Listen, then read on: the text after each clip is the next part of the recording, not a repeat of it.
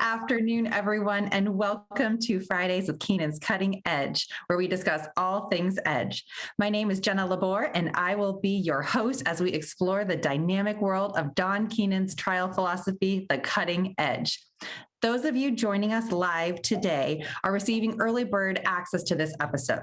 That means you get exclusive access to our speaker and you get to ask questions. So please, if you have any questions, type them into the comments section below and we will make sure we address it.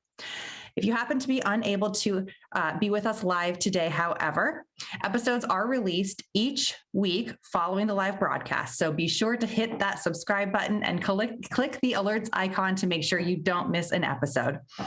Today, we have Neil Anthony with us for our Superstar series. Papa Don loves to honor anyone who has a stellar outcome at trial using the cutting edge techniques by giving them a platform to speak about what worked for them in trial. Neil represents victims of motor vehicle crashes, defective products, unsafe property, police misconduct, dangerous medical devices, boating accidents, and animal attacks in Florida. We'll put a link to his website in the description below, as well as his contact information so that you can reach out to him after this episode with any questions you have about trial. All right, Neil, tell us how you used edge techniques to achieve justice for your client. Hey, thanks, Jenna. I'm really happy to be here. It's kind of an honor. It's really special, and it's a privilege to get to talk, in one of the KTI Keenan's podcasts. Don asked me to talk today about a verdict I had in April in Punta Gorda, Florida. I'm on the east coast of Florida. I traveled over to the west coast. Punta Gorda is a smaller venue, very conservative. And I had a case there of a stipulated liability, minor impact, lower speed collision, with no treatment or injury at the scene. And because it was a very deserving client, we were able to turn that into a verdict for $1,400,000. And that was on a $35,000 State Farm offer. It really, the big picture, I can say, first of all, I wanted to tell you guys, there was amazing teamwork from my team. I have a trial partner who's a new American. I don't say immigrant, I say new American. And her parents come from Sicily. She's quick, she's strong, and she's a killer, and this was her first plaintiff trial. I have a paralegal that I work with who is a single mom, had been for 20 years, and she considers personal injury work and helping our clients almost like a ministry. I have another paralegal I work with that I've nicknamed Sherlock because she's such a snoop and she knows the system so well. So this was a big team effort, which I was able to lead really a lot because of the training. I can honestly, genuinely say gifts that Don Keenan has given to me. I was honored as Trial Lawyer of the Year by KTI. And Don spoke and he said, these teachings, these KTI teachings put so many lawyers on the map who were totally unheard of, who nobody really ever knew. And I got to tell you, I was sitting there listening to that going, man, that's my experience too. I'm in West Palm Beach, Florida. We have inner circle lawyers here. We've had Bob Montgomery here. We've got some of the biggest names. We've got national inner circle names here. So I was a little fish in a big pond. I consulted with Keenan back in 2010 on a child injury case and took everything I learned from that, went to trial on a dram shop case, taking all the KTI teachings, never had done it before, but taking all those teachings and got a verdict for $11 million. Almost $1 million of it was the consortium verdict. And I wouldn't have been able to do that without the gifts that I just mentioned that I was given. people in my community didn't believe it when the news came out. It was like, well, how is that possible? I don't know that guy. He doesn't have big verdicts. He's not at one of the big trial firms at that time. So it was almost unbelievable how taking the teachings of KTI, really using them and putting them into effect, has just created amazing results for me many times over the last 10 years. So now about this verdict in April. Maybe I should start with talking about, there were things that I did different from what I teach when I teach the openings college, okay? And Jenna, is everybody on here listening, or are they all trained in KTI? Do they all go to the colleges? No? Nope, no secret sauce, please. Oh, okay, okay. Well, I think what most people know is starting out the case with something that really grabs your attention, okay? That typically, I think everybody knows, is a statistic. You know, we start with a statistic. And then we go into safety rules. Why? The statistic lights your hair on fire. It says, oh my goodness, this is a real problem. The safety rules show this is preventable if people actually do the right thing. Well, what do you do in a stipulated liability case? In this conservative venue with a conservative judge, I knew if I started out my case with a statistic, I was going to get an objection. There was going to be hustled to the bench. If I had done it in a motion in limine, I probably would have gotten denied. What safety rules do I have when it's stipulated liability? The woman that hit my client was elderly and she passed away after. The real rule violation was impaired driving because her faculties were impaired by age. But I wasn't going to be able to get into that because of the stipulation.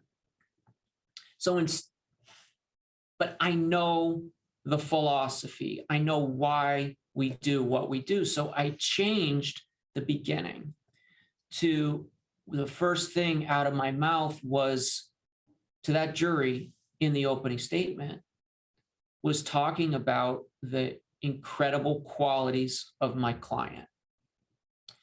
And then right after that, instead of talking about a rule violation, I ask a question.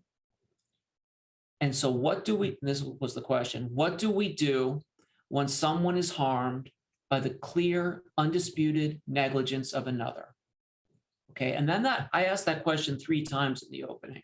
I ask it right in the beginning, I ask it after damages, and I ask it after disarming the defenses. And I kind of thought of it as a call and response. For anybody who's into music, you know, there's the call and the response. I couldn't say right from the beginning, it's the defendant's bad conduct. That's why we are here. In Florida, that's inadmissible. I mean, it would create a mistrial. So just by asking the question, it suggests the answer. What do we do when someone is seriously harmed by the negligence of another person? And then by the end, it was, what do?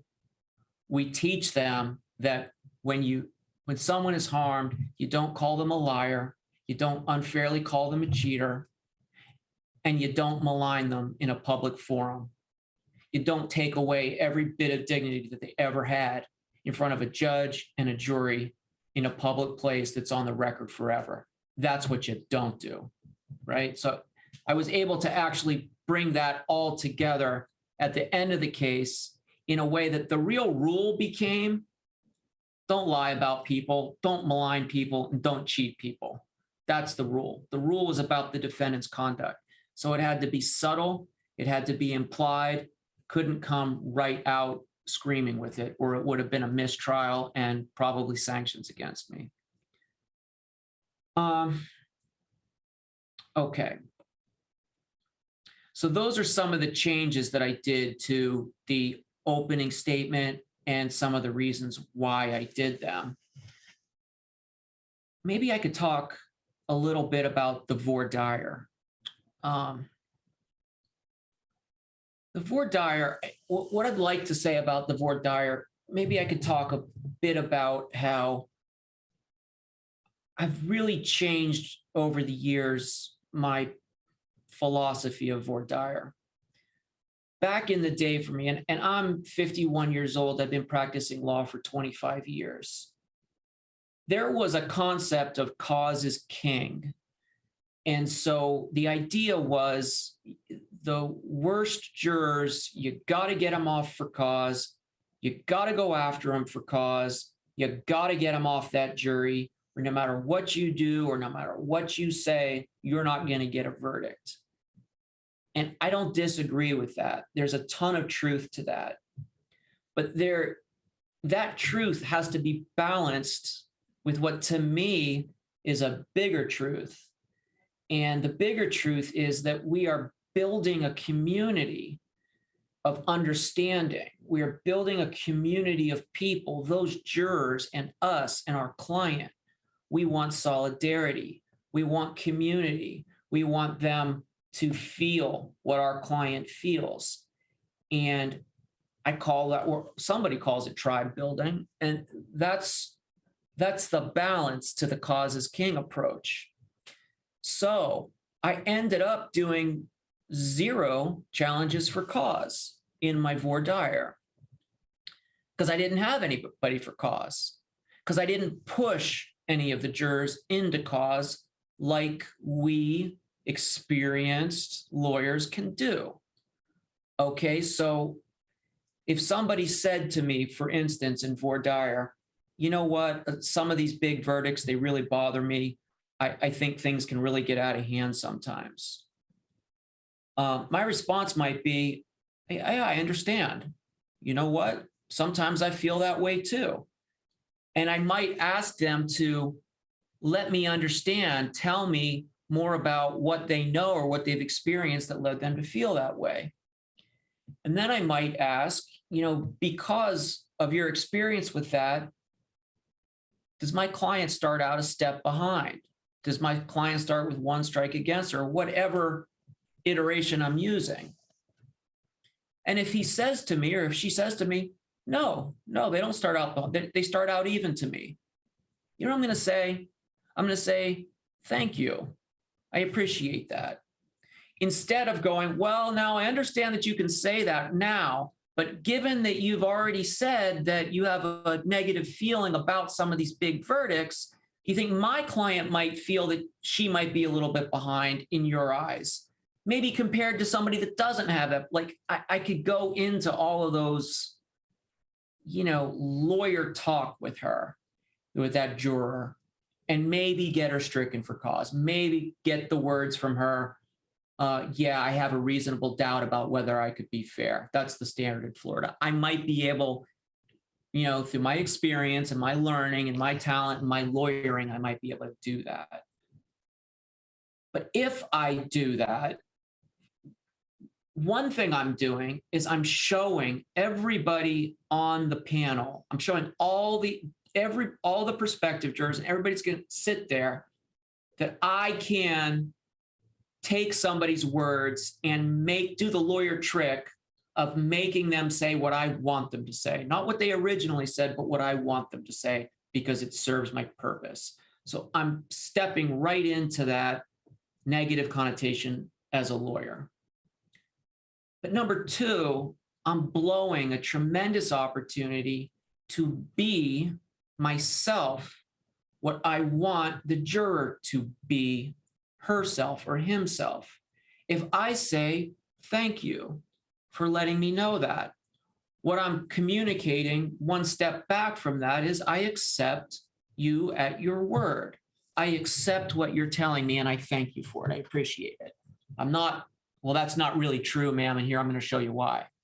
So when I ask the jurors to believe me at the end of the case, or through not the end, but through the whole case, through my opening, through my directs, through my crosses, I'm asking them to believe me. If I can't believe them and I show that, how can I then ask them to believe me? So that's a real big reason why it's very important to me now to balance the cause is king approach with the tribe building approach and weigh far more heavily on the tribe building side of it. I'm not saying I'm right about it. I think that there's amazing lawyers out there with records better than mine that would disagree with me. But I have to pick for myself, and we all have to pick for ourselves what our trial persona is going to be.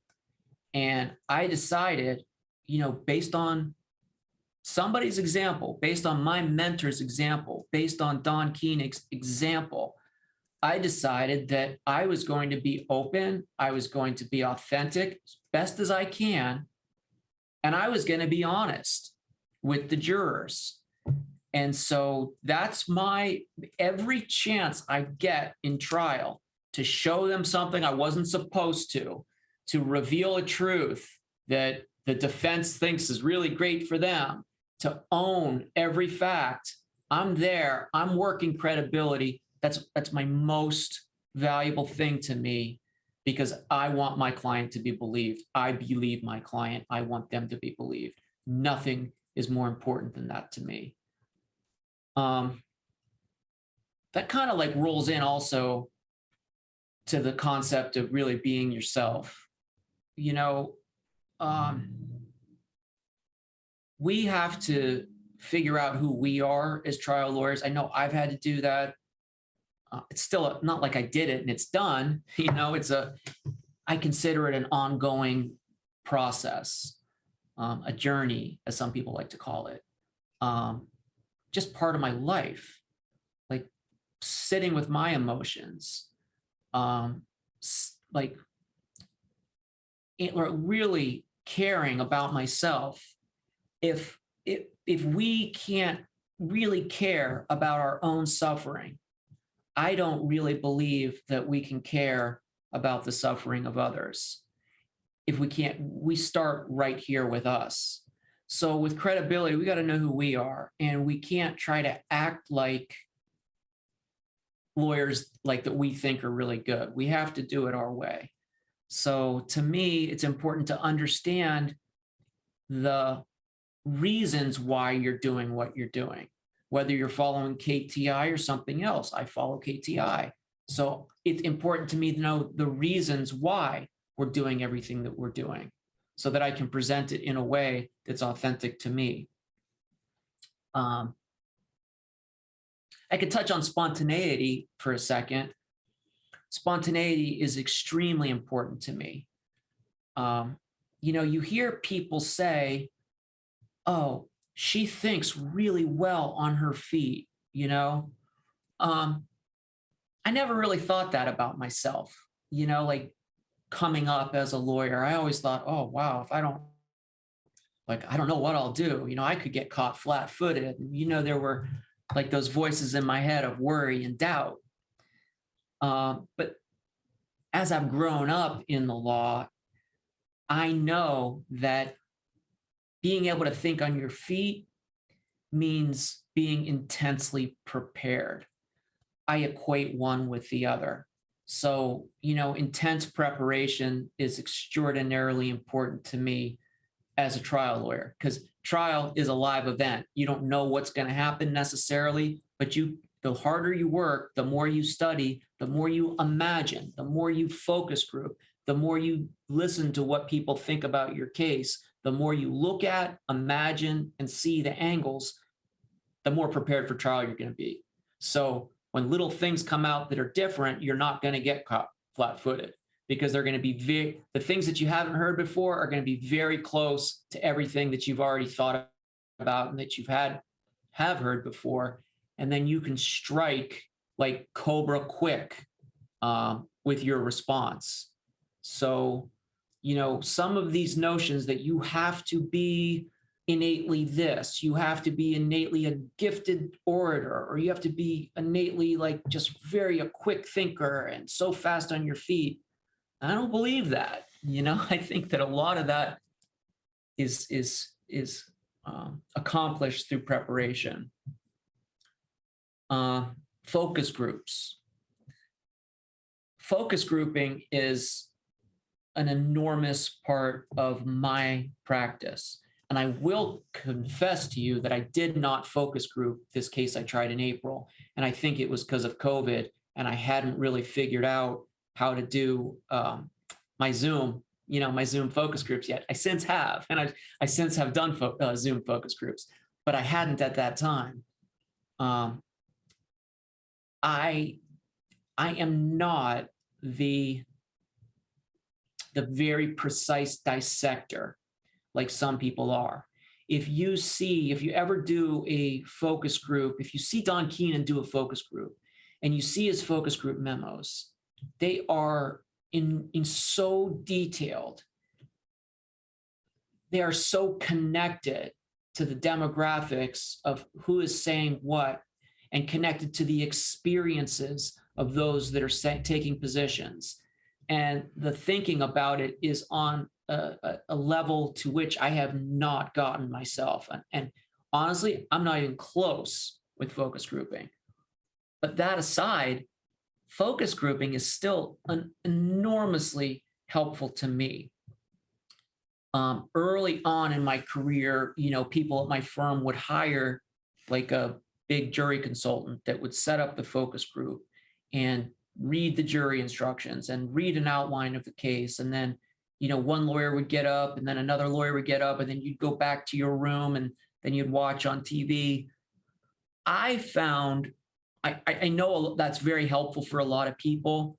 I found that to be kind of a disconnecting experience, because when I started focus grouping myself, I was the one asking all the questions. I was the one taking all the answers.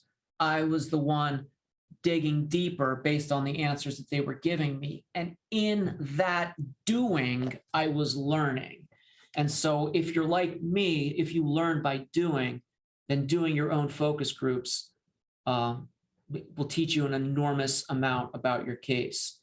And for me, it gives me such a comfort level because I've been talking to strangers about my case for hours at a time, 1, 2, 3, maybe 4 times before trial.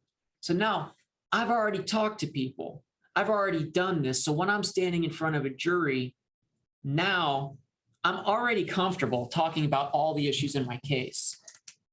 And I'm able to simplify. Like, quick example, I did a slip and fall in Chipotle that also resulted in $1.4 million verdict. That number's happened twice now. There must be some good mojo to that number for me. And it was a roof leak issue. And so one of the focus group participants said, well, was it a freestanding building? I was like, yeah, so what? Tell me why that matters to you. He's like, that means it wasn't anybody else's fault. I said, oh, I get it. You mean like a landlord or, another tenant? He's like, yeah, you could be in a building and somebody leaves the water on upstairs and that's not your fault. Or, he had all these other reasons. And so by the time of trial, I can get there and say, this was a freestanding building that this company owned. There was nobody else responsible for keeping the floor safe but them. And I know what it means. So I have the moral authority because I've heard it from people who already believe it. I know how impactful it is.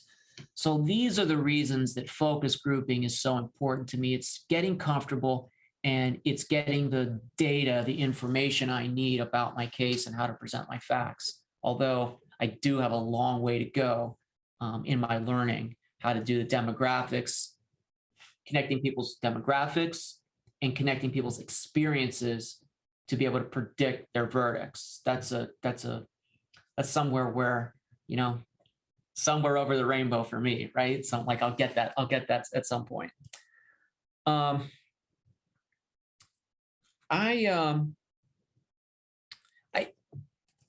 You got to have people you trust with you, when you try these cases. And I started talking about that from the beginning, when I started talking about having a good team. You got to have people you trust. And I said to the paralegal that I told you about that I trusted. I've tried all my cases with her for the last 10 years. I said, Eileen, like, what do you think people need to know about how we accomplish this verdict? And she said, honesty and openness. I was like, oh, okay, that's right on. And she said, preparedness. You didn't miss a beat. And then she said to me, you cannot assume that the defense lawyer's buffoonery is not going to make an impact, So you got to watch out for their buffoonery. Even though we totally dismiss it as garbage, you've got to be able to deal with it at trial. And we did all those things. And then the other thing, which came as we talked about it for just a couple minutes, the other thing was the preparing of the client. And when I was getting her ready for her deposition, this was a neck fusion case.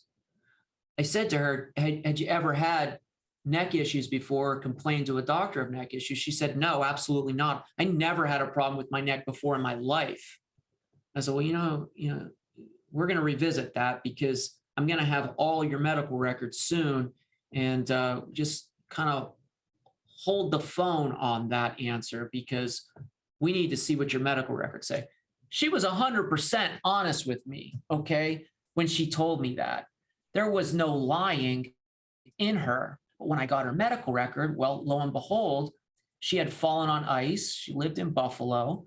She hurt her shoulder. And when she treated for the shoulder, the chiropractor put, she's got a stiff neck and neck pain, okay?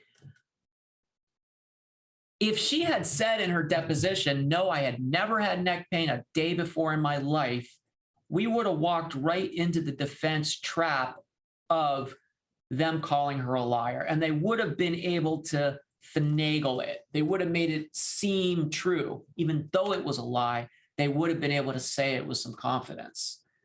But they weren't, because what did she say in her deposition? Well, I didn't remember it because it wasn't a big thing. But, I looked at my medical record, and right there in there, it said I had neck pain when I hurt my shoulder. I don't remember having the neck pain, but I must have had it because I told the doctor, or it's in my medical record.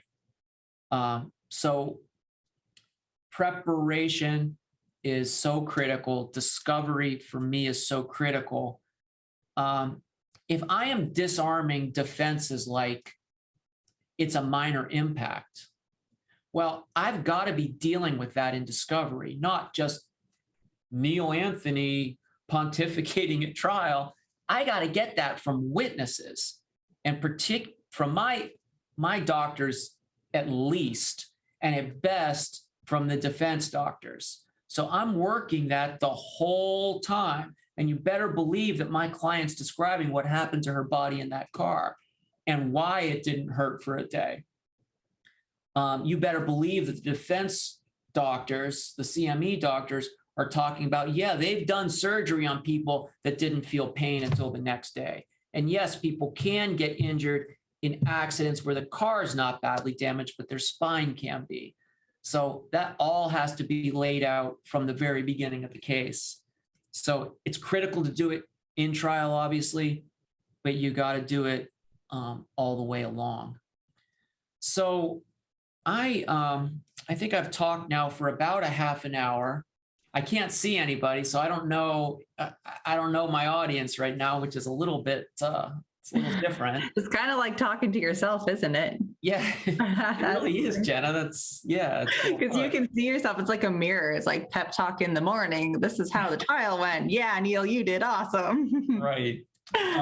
So, if Jenna, if you have any questions, or if anybody has questions, I'd be happy to answer them.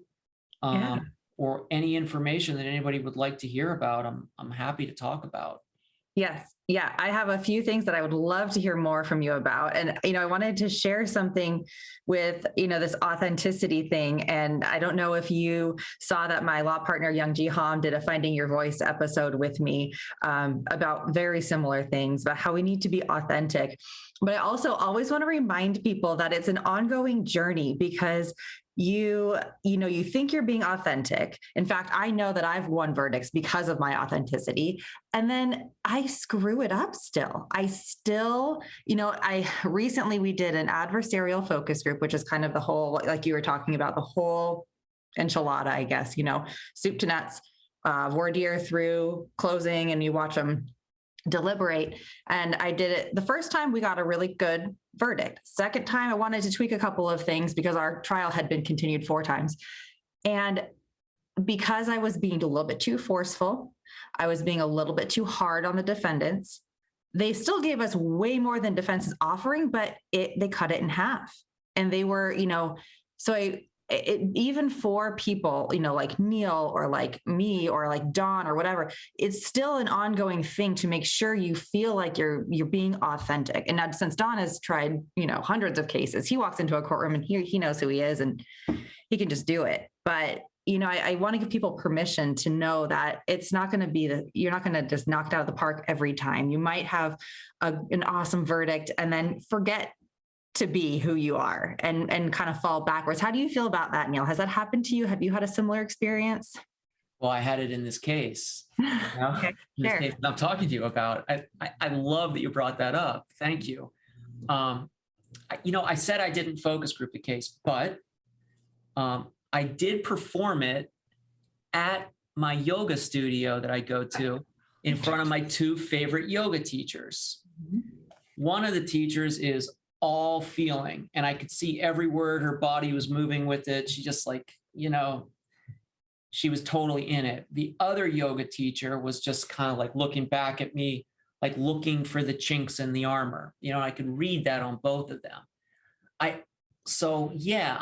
And they're giving me feedback. I didn't understand what you did there. You used too many words there, and so I modified my opening based on that. Mm-hmm. Then I work with psychodramatists in psychodrama training. And I did my opening and part of my voir dire for my psychodrama group. And they gave me a lot of feedback, which was very important to me, particularly with respect to my authenticity. Mm-hmm. I felt like I went way too far with the neurosurgical CME doctor. Mm-hmm. I was so angry at myself for weeks after the video deposition for trial. And the voice inside is saying to me, oh, you screwed it up. You were too hard on him. The jurors are going to hate you for it. That was totally unnecessary. You could have done so much better. But it turned out to be okay because the defense lawyer's dog was barking in the video. Oh, so they didn't use it. And no, they used it. And one of our jurors said, I guess he's a veterinarian too. So my indignation at what he was saying that I went overboard with, I got away with. They didn't punish me for it, but I 100% know what you mean. And I do struggle with, did I go far enough? Did I go too far? Where's the line? So yeah, I'm thinking about that all the time, Jenna, and I'm glad you brought it up. Yeah. And it is something, as long as you're conscious about it, you can keep learning. And I just remember thinking after that focus group, I was like, well, if this happens, and because I was just like you, I was so upset because my client has this devastating brain injury and the defense is that she doesn't have one at all. And I'm like, that is just the most ridiculous thing. And I'm so angry and upset. And so I laid it all out there, and I felt good about it because I was like, I'm laying it all out there and this is ridiculous. And the focus group was like, we didn't like that one lawyer. And I was like, shoot, I can't have that, But as long as we're aware of it, at the end of that, I was still like, well, I'll take it. Worse, if that happens, in real trial, I'll take it because the number was like 3 times what defense is offering. But, as long as you're aware of it and you just keep thinking about it and keep getting knocked down a little bit when we go too far, and better to do it in front of a focus group, better to do it in front of your yoga instructors, better to do it in front of your psychodramatist than the jury, right? Jenna, were you able to give yourself a break? Were you able to be kind to yourself and gentle with yourself after you heard those nice strangers saying, I don't know about that one lawyer who was so aggressive? Yeah, it was hurtful. Yeah. But I was like, you know what? Nothing the focus group says is wrong. It's like the customer's always right kind of a thing. How I delivered it is wrong. So when they said, well, I didn't like that person, I did take it personally at first for about 15 or 20 minutes after the focus group. And then, we chatted it out in the law firm and I was like, nope, they're right.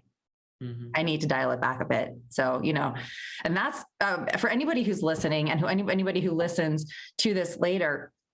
Neil talked earlier about different things focus groups do for you, right? It's not just about figuring out what demographic to strike or who to keep or who to get rid of on a jury. It's also about practicing your own skills and being able to take criticism and still stand up and be okay with it and process it in a healthy way. It's kind of cathartic in that way. It's very good for building who you are as a person. So do focus groups to try to figure out who you want on your jury, what evidence you want to present, but do them also for yourself and for practice and for getting better at your craft. All right, let me see what else I wanted to talk to you about. Oh, so I have a couple of selfish questions for you because I wanted to learn from your, when I read your blog, I wanted to reach out to you, but it just never happened. So I waited until I got a chance to talk to you here.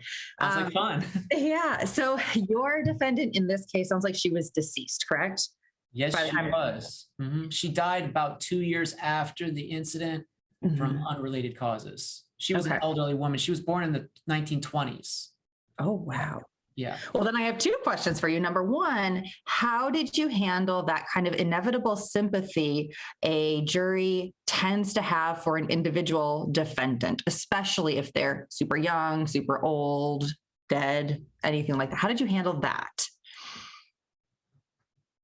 Well, that's a really good question. I think she wasn't there, right? There wasn't really any representative of her there. There wasn't I had to open the estate. I had to open the decedent's estate to make a lawsuit against the estate. So there was no family member from up north where she lived. The only people there were the defense lawyers. And so it didn't really lend itself to sympathy. And I think I addressed it in voir dire with just a very open question. And I can't remember the exact question I asked, but, it didn't really become much of an issue. My opposition counsel really tried the whole case to demonize me. And it was always, Mr. Anthony, Mr. Anthony, Mr. Anthony. Like she'd say my name in this just like I had just done something really awful, Come to the principal's office, Mr. Anthony. Right. It was like that the whole discovery period. It was like that the whole trial. And, I never said, that's enough of that. Or I never went back at her and used her name. I just like rose above it. And I just said to myself, I'm not engaging on that stuff. I'm not here to defend my last name the way she's saying it. It's so childish. I just need to focus on my case. And I didn't let it bother me. And I say that because it was important to me. And I think it made a big difference in my case because I think she was doing that. She's smart. She did that with intent. She was trying to throw me off. She was trying to get me to be combative, argumentative, kind of nasty with her and put me in the shoes of that stereotype of a lawyer that really isn't trusted or really that nobody wants to be around. Like if I had taken the bait, I would have fallen right into that stereotype. So I think it was important for me to say and share with you guys that I didn't take that bait and I kept on my case. And it wasn't easy, but I did.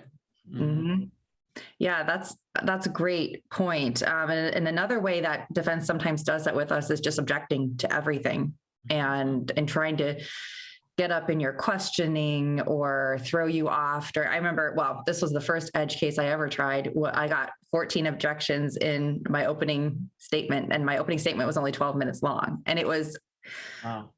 I mean, it was to throw me off. It was to make me uncomfortable. It was the second trial I ever had in my life. I was doing it all by myself.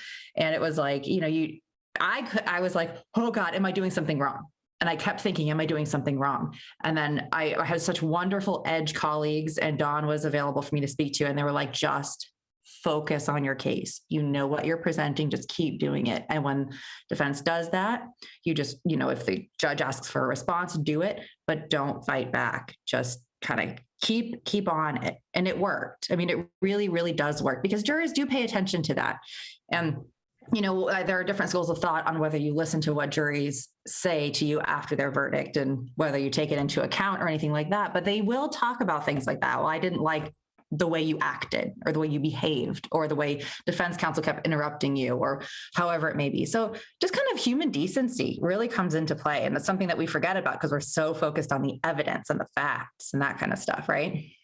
I love that, like, you're a younger generation compared to me. And when you said you did a 12-minute opening, I just love that. I love that the younger lawyers are learning to be more brief, and to focus their opening statements down to 12 minutes. I absolutely love that. And I know that they do object at times just to throw you off, and to be able to stay on your case through that is a challenge.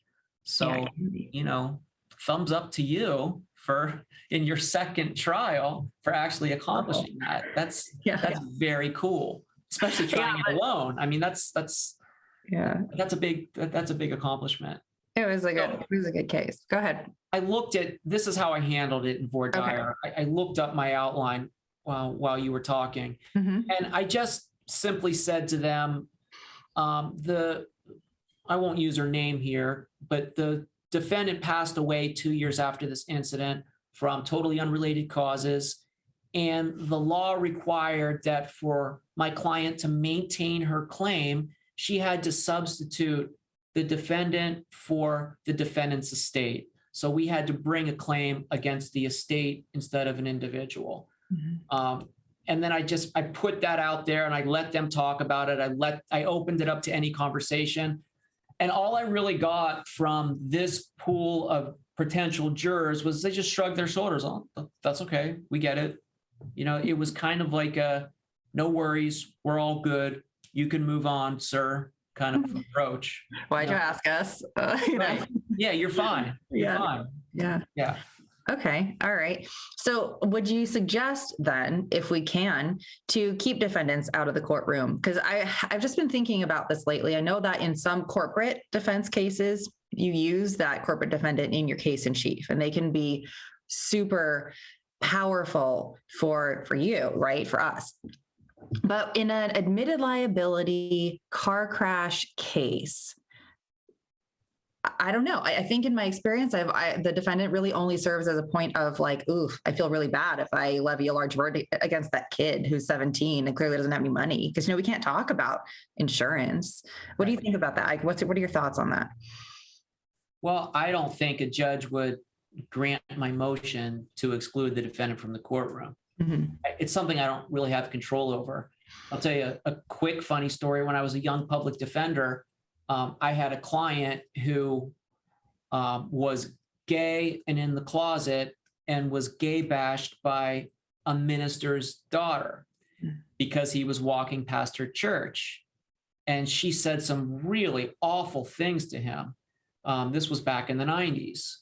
And she provoked him, and he picked up one of those concrete donuts that go around a sprinkler head. They're all over the place down here in Florida. And he kind of like juked it at her like he was going to hit her with it. And then he dropped it and he ran.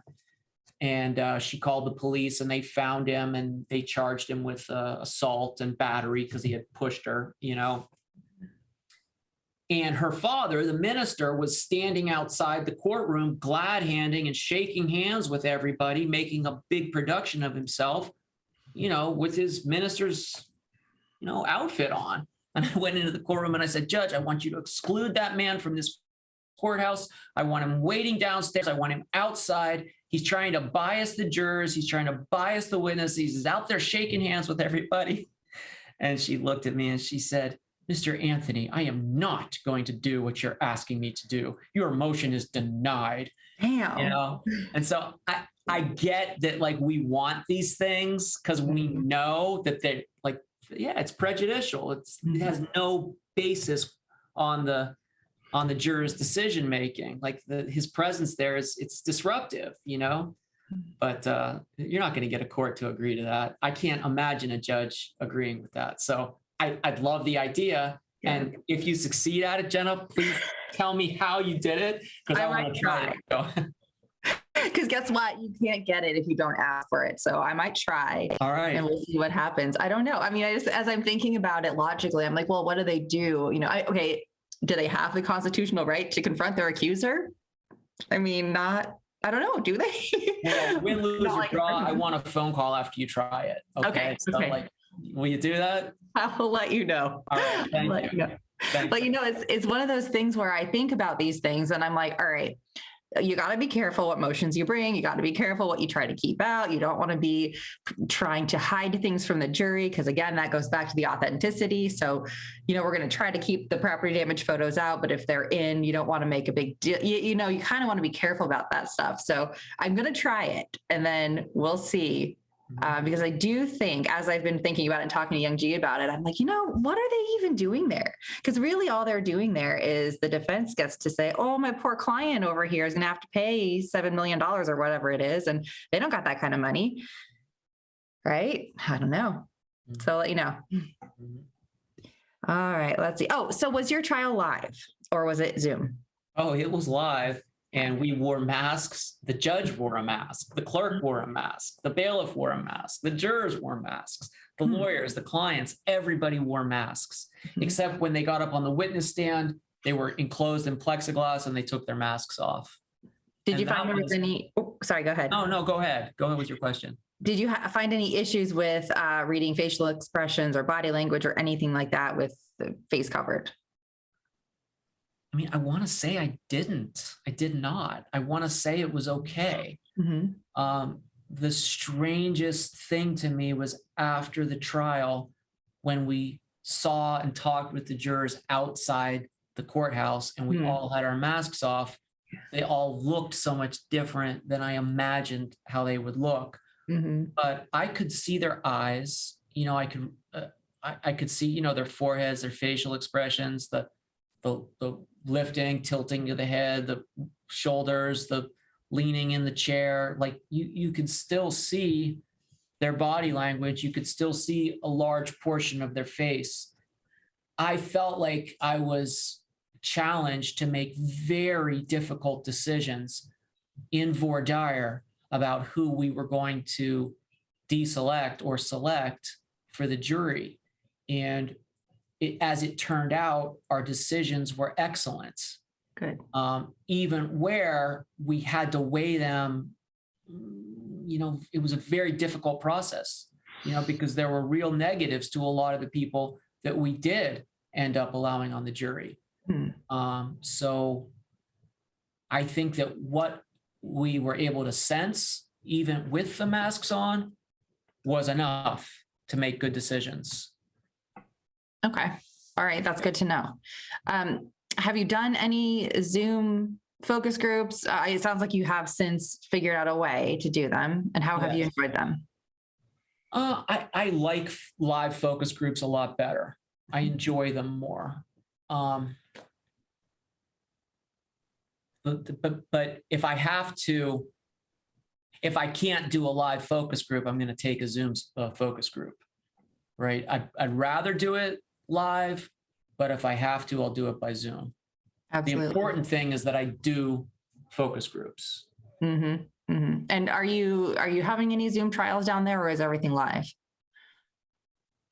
What they're doing is allowing witnesses to appear by Zoom. Okay. Some judges are allowing that. I haven't had that experience yet. Okay. I have a case probably going in the last week of January, so we'll see. Yeah, we'll see. Interesting. We're kind of the opposite up here. It's county to county. It depends, but predominantly Zoom trials right now, which since we've been doing Zoom focus groups, it's good practice for that because it's a different animal for sure. You're actually doing Zoom trials. Yep. Are the jurors in the courtroom? No. The jurors are what? Wherever they live or whatever? Or work or in their car. I mean, there have been some. Okay, so I think there are pros and cons to this whole thing, right? I think the pros are we get a bigger response from people who don't have to take public transportation to the courthouse, who don't feel safe coming to the courthouse, because at least up here, the courthouses are very, very dangerous around, the area around them, or for other reasons might not show up or answer the call. But then the other side of it is, they're in their house, they're in their office, they're wherever they are. And, I heard a horror story of one person whose juror got excused because she kept sleeping. It's definitely different, but doing a focus group in whatever, I guess, manner you're going to be trying your case is important because, if you do a Zoom focus group in a because you're going to do a Zoom trial and you have somebody who's not paying attention or who's falling asleep, then you know how to, deal with it. You're ready for it. You're like, okay, I'm going to ask the judge about this. Or I'm going to be like, oh, juror number 14, are you okay over there? Or whatever, however you're going to do it. But you have practice and you've dealt with it, right? And it's not a surprise to you. Yeah. I mean, one of the things that was really important to me in this case, I had never done a trial with masks. I hadn't done a COVID trial and I had to embrace it. Like at some point before we started, maybe even like the night before or the morning before we started the trial, I had to tell myself, you have to embrace what's happening here. You will not know every outcome. This is new.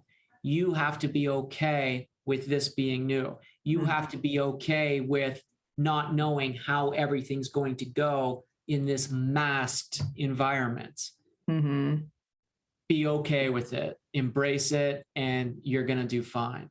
So there was a certain amount of letting go of managing expectations. Like I can't manage what I have never done before, what I've never seen before, and I haven't even talked to anybody who's done it. So I'm going to be all right. Yeah, that's an excellent point. Got to kind of just be okay and then forgive yourself and be kind to yourself because it's like, and everybody else, I do feel like in some of the more challenging situations, everybody kind of comes together and, maybe even defense counsel is a little bit more friendly and whatever, because you're like, we're all dealing with this really strange situation. So, I can't yell at you for something that I'm probably going to do in the next 5 minutes, something like that. Okay. So you talked about your number, you have kind of a magic number, 1.4, that seems to be working for you, but how do you address that with the jury? And do you address it with them during voir dire? And I ask you because there are several ways I have heard people doing it. You'll ask, hey, I'm going to be asking for many millions. Is there anybody who has a problem with compensating with many millions, kind of as an anchor? Dawn has given the example of saying, some lawyers will ask for the moon, hoping to fall somewhere in the stars. Do you want me to ask for the moon, or do you want me to ask you for the number I think it's worth? How do you do that? And what do you feel works best, and what worked in this case? Well, I didn't touch money in voir dire. I didn't touch money in opening statement. I didn't ask for a number until the closing argument. And that is something that I do in every case, unless I choose not to ask for a number at all in the trial. And every once in a while, if I have I had a trip in a sidewalk, an uneven sidewalk, and the liability was so close, I didn't need a lot of money to win. And so I didn't ask for a number, so I needed my credibility more than anything else. I've been taught that because we, as the plaintiff lawyers, have this negative image, okay? If you in voir dire do all the right things, if you're building your tribe, if you're building trust, if you are explaining your client, and then you start to talk about money, I've been taught that at that point, a reaction that you might have from the jurors is, oh, okay, there he is. That's the guy I was expecting, right? So the idea is I haven't earned my trust yet to go into asking for money. Same thing in opening. I haven't earned the right yet to ask for money. Now, in